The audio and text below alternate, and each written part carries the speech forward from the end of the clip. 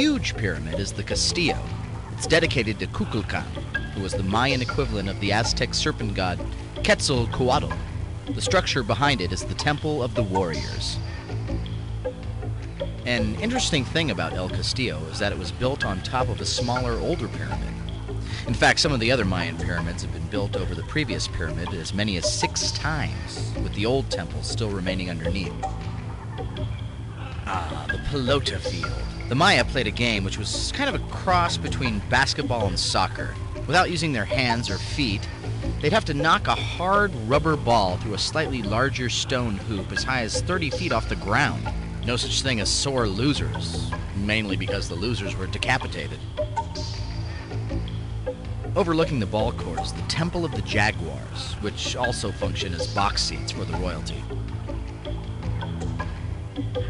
I would guess that we're standing on the High Priest's grave pyramid. Historians have theorized that before it was a tomb, it was used for some other ceremonial purpose.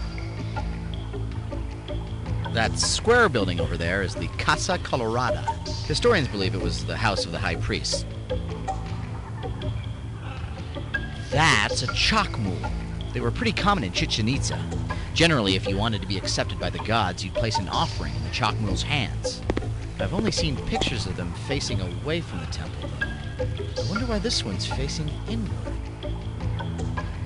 I think this relief is depicting a lower priest or supplicant to the priesthood making an offering to the water god. Now, if I'm not mistaken, that symbol represents a cave inside a mountain. The Toltecs believed that the underworld was entered through a cave. That circular building is the Caracol, which means snail. The Maya built it as an astronomical observatory. They'd line up the sun and moon through rectangular slits in its walls to identify important days like the summer and winter solstices. Behind the observatory is the Casa de las Monjas, or nunnery.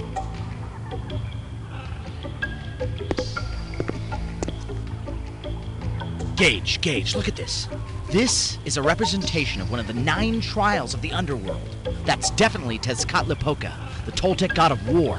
The legend says that when a person died, their soul would have to travel through 8 levels of the underworld en route to the Deadland. On each one, they'd have to pass a trial given by the god that ruled that level. After passing all of the trials, they'd be allowed into the Deadland, where they spend eternity without joy or suffering.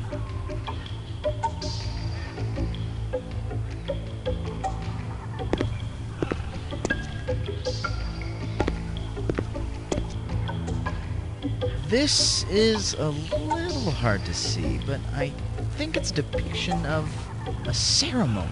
It looks like a priest or supplicant is making an offering to a god.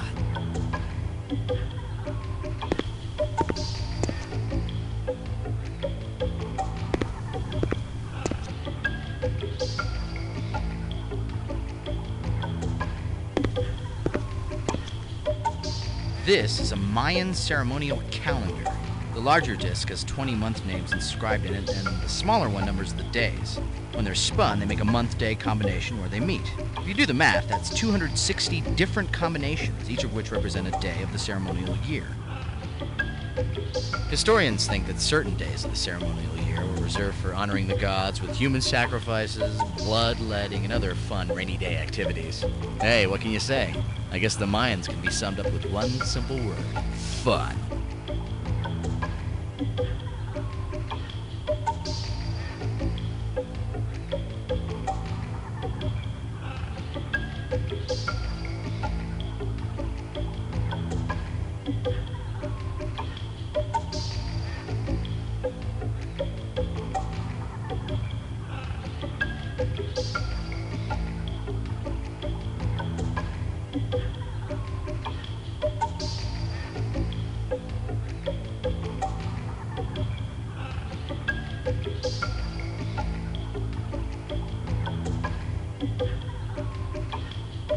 This looks like an ordainment ceremony.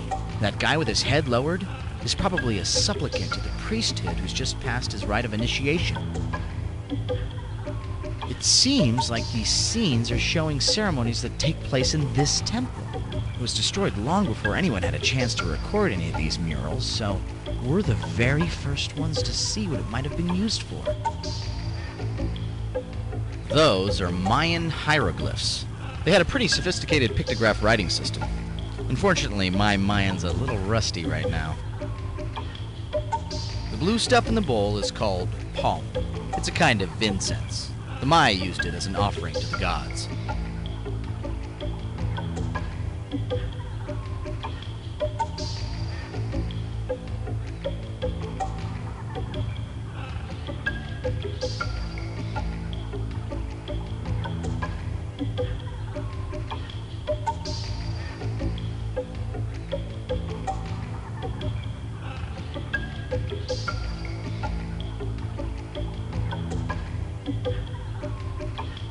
Considering that the priests are wearing their best jaguar hides, I'd say this scene is depicting a pretty important religious ceremony.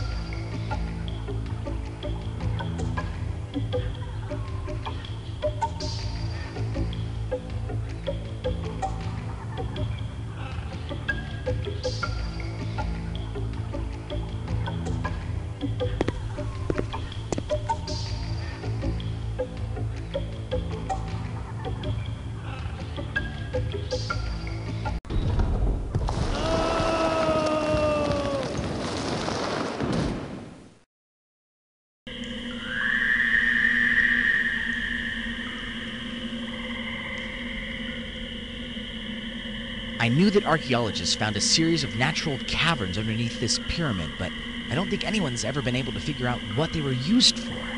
The Maya believed that the underworld was entered through a cave, so it's a good bet that that's what this place represented to them. Judging from what we've seen, I'd say that this is some sort of proving grounds, probably for supplicants to the priesthood. And considering that their word for the underworld was Sibalba, which literally means place of fright, I'll bet this was no funhouse. As I recall, the Mayan heavens in the underworld were usually represented as a 13-step pyramid on top of an upside-down 9-step pyramid, with the earth as a flat plane in between. The 13 gods of the heavens ruled the daytime, and the 9 gods of the underworld the night. That's why they called them the Lords of the Night. Their heavens were pretty exclusive. Only certain people like sacrifice victims and children were let in. The underworld was for everyone else. Anyone that didn't get into heaven would have to make the journey through the 9 levels of the underworld to the Deadland, which was ruled over by the god of death. That skeleton isn't exactly fresh. They've obviously been using these caverns for a long time. Either that or they left it here for foreshadowing.